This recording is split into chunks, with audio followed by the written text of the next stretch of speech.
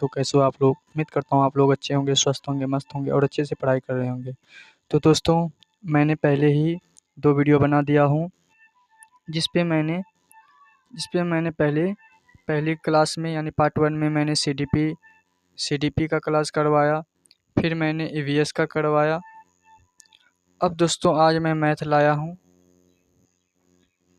तो आप लोग बताइए कि आप लोग जाकर सीडीपी का क्लास कीजिएगा। जो यानी कि पहले सीडीपी का क्लास नहीं देखा है तो पहले जाके सीडीपी का क्लास कीजिए, फिर ईवीएस का क्लास कीजिए, फिर आज मैथ का क्लास कीजिए दोस्तों।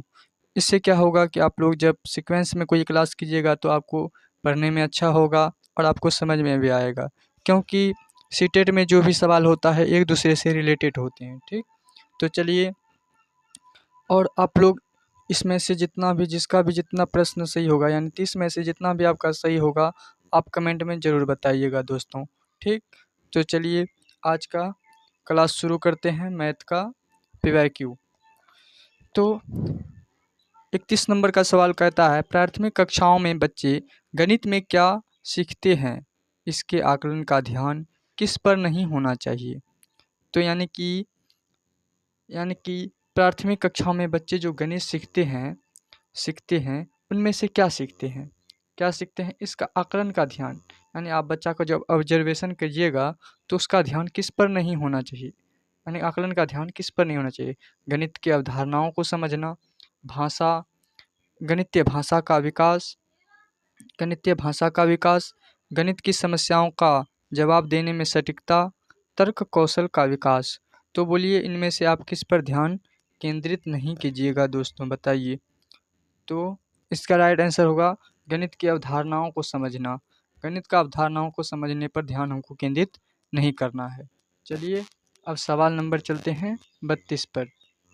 32 नंबर का सवाल कहता है, प्रारंभिक कक्षाओं में एक गणितीय अवधारणा के विकास में निम्नलिखित निर्देशों का अनुक्रम किस प्रकार किया जाना चाहिए। तो किस प्रकार किया जाना चाहिए, चलिए देखते हैं।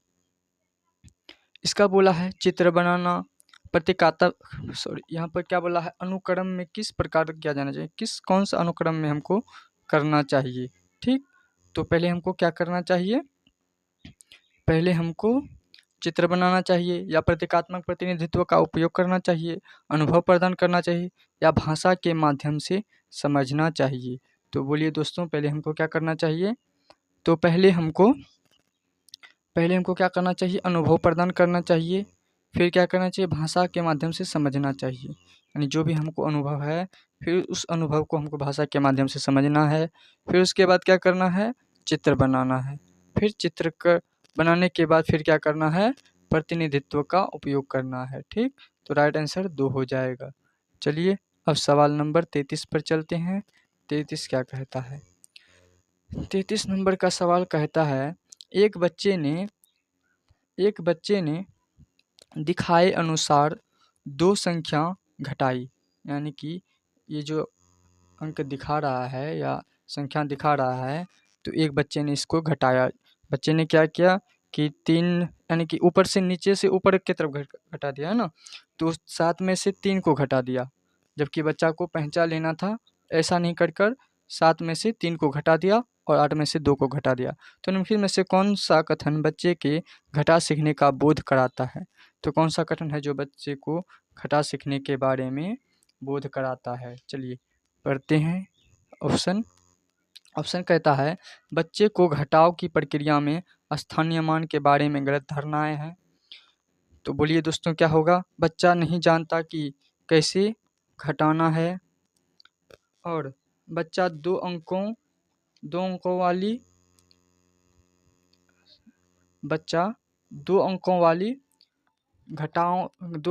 संख्याओं के घटाव की प्रक्रिया जानता है। यह एक गलत है और इसे बार बार अभ्यास करके सुधारा जा सकता है। तो दोस्तों बच्चा को किसके बारे में ज्ञान नहीं है, बच्चा को स्थानीय मान के बारे में गलत धारणाएं हैं। ठीक, इसीलिए बच्चा जोड़ घटाव को क्या किया है, गलत किया है। ठीक, तो चलिए दोस्तों चलते हैं सवाल नंबर 34 पर। 34 का सवाल नंबर क्या कहता है, 34 कहता है, अधिगम और आकलन के चक्र के निम्नलिखित चरणों को क्रम में व्यवस्थित कीजिए। यानी अधिगम, अधिगम और आकलन, अधिगम और आकलन के चक्र को एक क्रम व्यवस्थित में हमको रखना है। ठीक, चरणों को चलिए रखते हैं।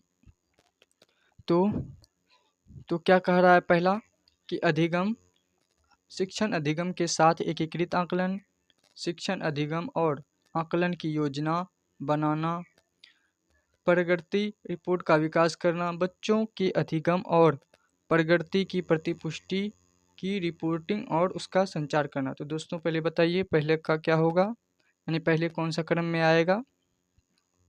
तो दोस्तों पहला आएगा शिक्षण अधिगम और आकलन की योजना बनाना चाहिए। पहला क्या करना चाहिए कि शिक्षण अधिगम और आकलन का योजना बनाना चाहिए। फिर उसके बाद क्या करना चाहिए दोस्तों कि शिक्षण अधिगम के साथ एकीकृत आकलन करना चाहिए। जो भी हमारे पास अधिगम है सबको एक इंटीग्रेटेड करके उसका आकलन करना चाहिए। फिर प्रगति, फिर प्रगति का क्या करना चाहिए, रिपोर्ट विकास करना चाहिए। फिर बच्चों को क्या करना चाहिए, अधिगम और प्रगति की प्रतिपुष्टि देनी चाहिए, रिपोर्टिंग देनी चाहिए और उसका संचार करना चाहिए। ठीक, तो आंसर नंबर इसका फर्स्ट हो जाएगा। चलिए अब सवाल नंबर चलते हैं 35 पर। 35 नंबर का सवाल कहता है कि रोमन अंकों का उपयोग आमतौर पर हिंदू अरबी अंकों जैसी संख्याओं के लेखन में क्यों नहीं किया जाता है। यानी कि रोमन अंक जो होता है जैसे 1, 2 ऐसे वाला जो अंक होता है इसका संख्याओं में आमतौर पर क्यों प्रयोग नहीं किया जाता, लेखन में लिखने में इसका प्रयोग क्यों नहीं किया जाता है। रोमन अंक स्थानीय मान का नियोजन नहीं करते हैं, इसलिए इन अंकों का उपयोग करके गणना करना मुश्किल है। तो बिल्कुल सही बात है दोस्तों, यही बात सही होगा क्योंकि। तो चलिए दोस्तों अब हम चलते हैं सवाल नंबर 36 पर। 36 का सवाल नंबर कहता है कि एक शिक्षक अपनी कक्षा में बच्चों को उनके परिवेश में मौजूद वस्तुओं के भौतिक गुणों को अपने शब्दों में समझाने के लिए प्रोत्साहित करता है। यानी एक शिक्षक है और अपने बच्चे को उनके परिवेश में परिवेश में जो मौजूद वस्तु है उसी के द्वारा यानी मौजूद वस्तु के भौतिक गुणों को अपने शब्दों में समझाने के लिए प्रोत्साहित करते हैं। अपने छात्रों के साथ ऐसी गतिविधि करने के पीछे शिक्षक का सबसे उचित उद्देश्य क्या है। यानी कि जो शिक्षक ऐसा अपने छात्र के साथ कर रहा है इसका उचित उद्देश्य क्या है यह हमको बताना है। ठीक, तो नंबर 1 ऑप्शन कहता है यह एक बहुत ही रोचक गतिविधि है जिसे आकार की अवधारणा को पुनः देखने के लिए खाली समय में किया जा सकता है। तो बताइए दोस्तों क्या यह होगा, तो नहीं होगा। ठीक, यह नहीं होगा। चलिए दूसरा ऑप्शन देखते हैं। बच्चे अपनी भाषा में वस्तुओं को समझाने का आनंद लेते हैं, जैसे कि वे डम्ब शरार्ट्स खेलने का आनंद लेते हैं। तो क्या यह होगा दोस्तों, तो यह भी नहीं होगा। यह बच्चों को अनौपचारिक रूप से किसी वस्तु के भौतिक गुणों का निरीक्षण करने का अवसर देता है। बिल्कुल सही बात है दोस्तों, जो आकारों के बारे में समझ ग्रहण करता है। तो ये बात सही हो जाएगा। अब चलते हैं 37 नंबर सवाल पर। 37 नंबर का सवाल कहता है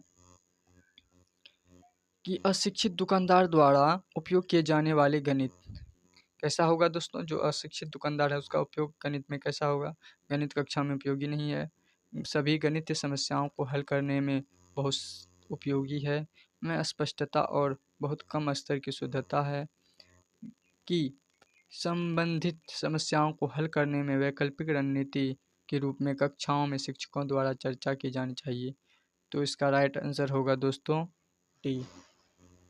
इसका राइट आंसर क्या होगा, डी इसका राइट आंसर होगा। चलिए अब सवाल नंबर 38 पर चलते हैं। 38 कहता है कि एक शिक्षक को गणित कक्षा में बच्चों की एक विषम समूह को कैसे संभालना चाहिए। यानी कि एक शिक्षक है और वो गणित कक्षा में बच्चों का विषम समूह है, मतलब कि बच्चों का अलग अलग समूह है, अलग अलग तरह के बच्चे हैं, विषम समूह है। ठीक, तो इसको कैसे संभालना चाहिए। एक ही क्षमता वाले बच्चों को एक साथ समूहित रखकर और उनकी क्षमता के अनुसार प्रदर्शन देकर, तो ये गलत हो जाएगा दोस्तों, ये गलत हो जाएगा। एक ही कक्षा में सभी बच्चों को एक साथ समूहित रखकर एक साथ समूहित रखकर, चलिए देखते हैं, अलग अलग क्षमताओं वाले बच्चों को एक साथ समूहित रखकर ताकि वे एक दूसरे से सीख सकें। ये बात बिल्कुल सही है दोस्तों। अलग अलग क्षमता वाले बच्चों को एक साथ समूह करके रखेंगे ताकि एक बच्चा दूसरे बच्चा को मदद करके आराम से कोई भी चीज़ को सीख सकता है। ठीक, चलिए अब सवाल नंबर 39 पर चलते हैं। 39 का कहता है, गणित में सीखने के प्रतिफल इसलिए विकसित किए गए हैं ताकि गणना के लिए बच्चों को लघु विधियां बताई जाए। यानी कि प्रतिफल इसलिए विकसित किया गया है ताकि गणना के लिए बच्चों को लघु विधियां बताई जाए या फिर विभिन्न शैक्षणिक सर्वेक्षण में बच्चों की उपलब्धि बढ़ाई जाए। बच्चों द्वारा हासिल की जाने वाली कक्षावार दक्षता और कौशल को परिभाषित किया जाए। तो दोस्तों बिल्कुल यही होगा, ऑप्शन नंबर 3 इसका राइट आंसर होगा। चलिए अब सवाल नंबर चलते हैं 40 कर। 40 कहता है, निम्नलिखित में से कक्षा में हो रहा कौन सा कार्य एक गतिविधि, यानी कक्षा में कौन सा जो कार्य हो रहा है वो गतिविधि है। शिक्षक समझाते हैं कि प्रश्न कैसे हल करें। बच्चों द्वारा कविता के रूप में गिनती का वाचन, बच्चों द्वारा श्यामपट्ट से नकल करना, बच्चों का अन्वेषण में लगाना। तो दोस्तों जब बच्चा अन्वेषण में लगेगा, खोजबीन में लगेगा, तो यह एक गतिविधि होगा। ठीक, चलिए अब सवाल नंबर 41 पर चलते हैं। 41 में कहता है, बच्चों के बीच गिनती के कौशल को विकसित करने के लिए निम्नलिखित में से कौन सा पूर्व संख्या अवधारणा के रूप में सीखने के लिए आवश्यक नहीं है। तो सवाल दोस्तों पूछा है नेगेटिव। ठीक, तो चलिए नेगेटिव देखते हैं। एक संगतता, क्रमबद्धता, संख्या नाम यादृच्छिक रूप से पढ़ना, समूह बनाना। तो इसका राइट आंसर होगा दोस्तों संख्या नाम यादृच्छिक रूप से पढ़ना। ठीक, चलिए अब सवाल नंबर देखते हैं 42। 42 का सवाल नंबर क्या कहता है। 42 का सवाल कहता है, एक बच्चे से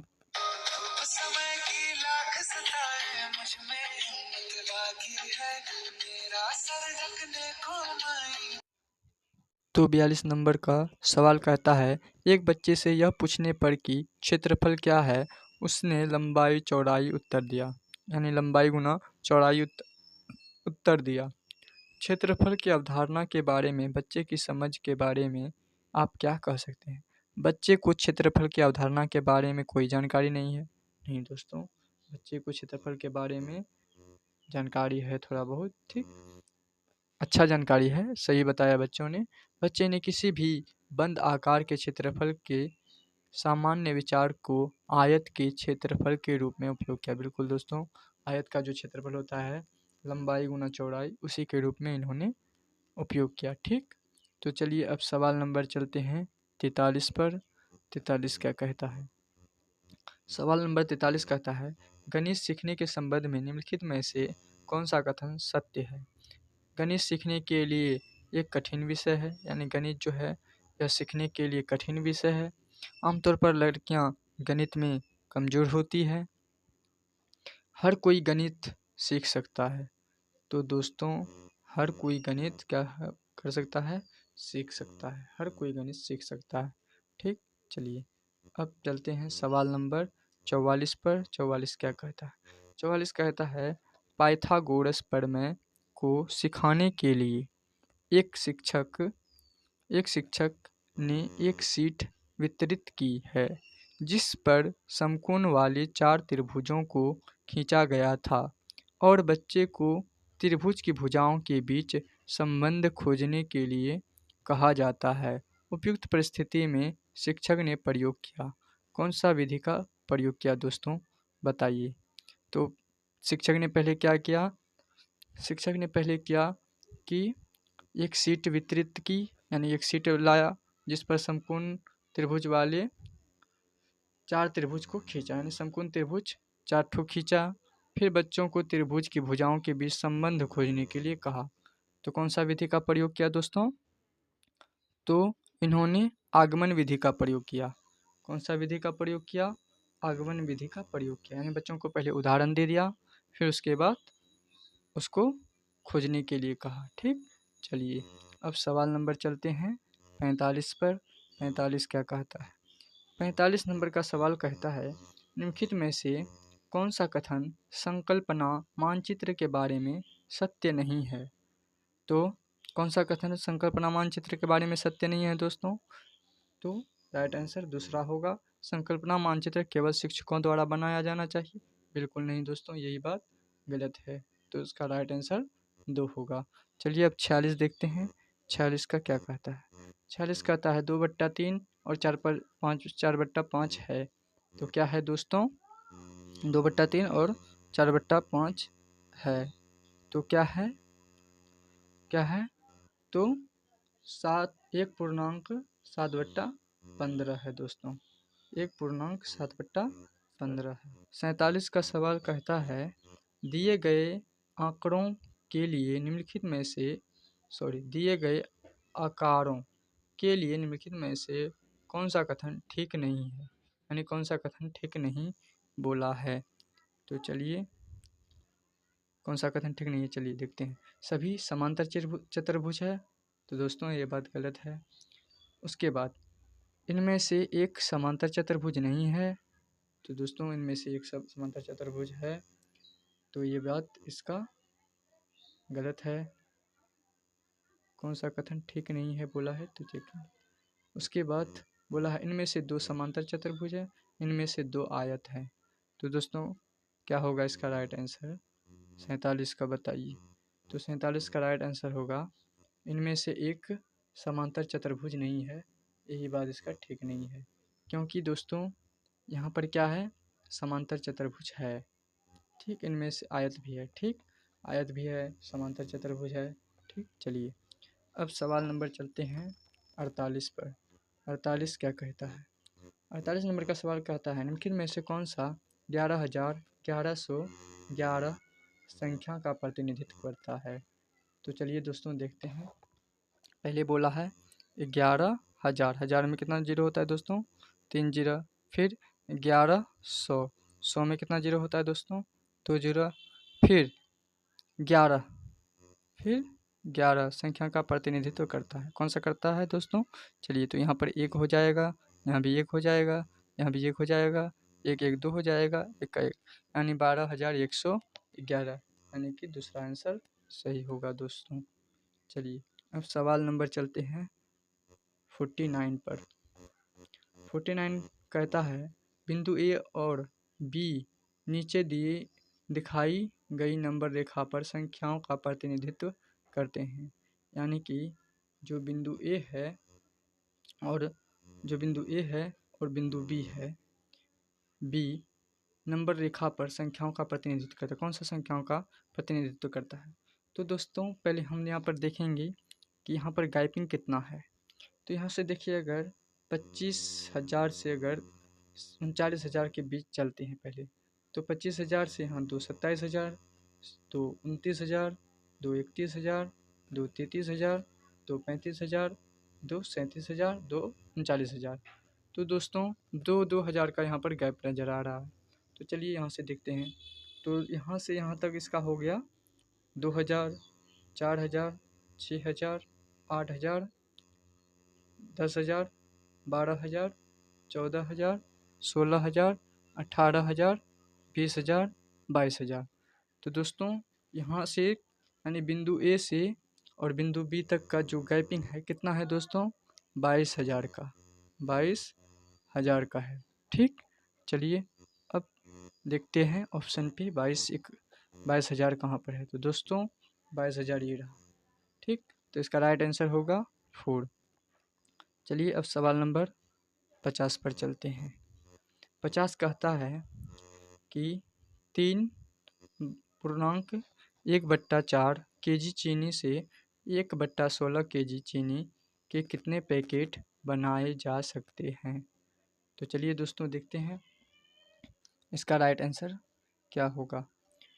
तो दोस्तों इसका राइट आंसर होगा इसका राइट आंसर होगा 52।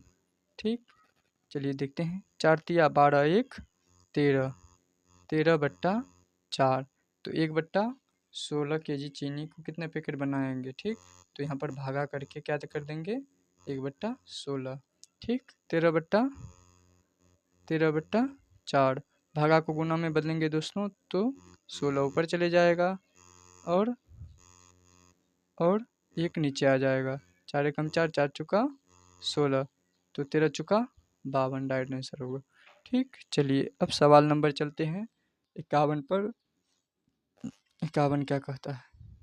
51 नंबर का सवाल कहता है, हरीश ने 18:40 बजे अपनी यात्रा शुरू की और 22:20 बजे समाप्त की। यात्रा पूरा करने में लिया गया समय। तो चलिए दोस्तों देखते हैं इसका क्या होगा। तो दोस्तों इसका राइट आंसर होगा 3 घंटा 40 मिनट होगा। ठीक, तो चलते हरीश ने 18:40 यानी 18:40 पे यात्रा शुरू किया और 22:20 पर पहुंचा। तो दोस्तों इसको घटाते हैं। यहाँ पे 20 में से 40 नहीं घटेगा, यानी कि दोस्तों पहली बात 22:20 में 18:40 को घटाएंगे। ठीक, तो 20 में से 40 नहीं घटेगा दोस्तों, तो इसको 1 घंटा क्या करना पड़ेगा, पहुँचा लेना पड़ेगा। हो जाएगा 80, 80 में 40 गया तो 40 आ गया। उसके बाद जब एक पैंचा दे दिया तो यहाँ 21 बचा, 21 में 18 गया तो 3 घंटा 40 मिनट इसका राइट आंसर होगा। चलिए अब सवाल नंबर हम देखते हैं 52। 52 क्या कहता है? 52 नंबर का सवाल कहता है 200 ml और 300 ml माप वाले बर्तनों का उपयोग कर 2000 ml आयतन की एक बाल्टी भरनी है। 200 ml और 300 ml के बर्तनों द्वारा क्रमशः बाल्टी भरने के लिए बर्तनों को निम्नलिखित संयोजन में से कौन सा सही नहीं है? तो कौन सा सही नहीं पूछा है दोस्तों, तो इसका राइट आंसर होगा 4। 4 इसका राइट आंसर होगा। ठीक, चलिए अब सवाल नंबर चलते हैं 53 पर। 53 कहता है निम्नलिखित में से 7 385/909 का सबसे अच्छा अनुमान कौन सा है? तो कौन सा है दोस्तों सबसे अच्छा अनुमान? सबसे अच्छा अनुमान इसका दूसरा होगा दोस्तों। ठीक, चलिए अब सवाल नंबर चलते हैं 54 पर। 54 कहता है यदि ग्रेड में एक छोटा वर्ग 4 वर्ग इकाइयों का तो ग्रिड पर बनाए गए आयत की परिमाप क्या होगा? तो दोस्तों इसका परिमाप क्या होगा? तो इसका परिमाप होगा दोस्तों इसका परिमाप होगा 24 इकाई। क्या होगा दोस्तों? 24 इकाई होगा। ठीक, चलिए अब सवाल नंबर चलते हैं 55 पर। सवाल नंबर चलते हैं 55 पर।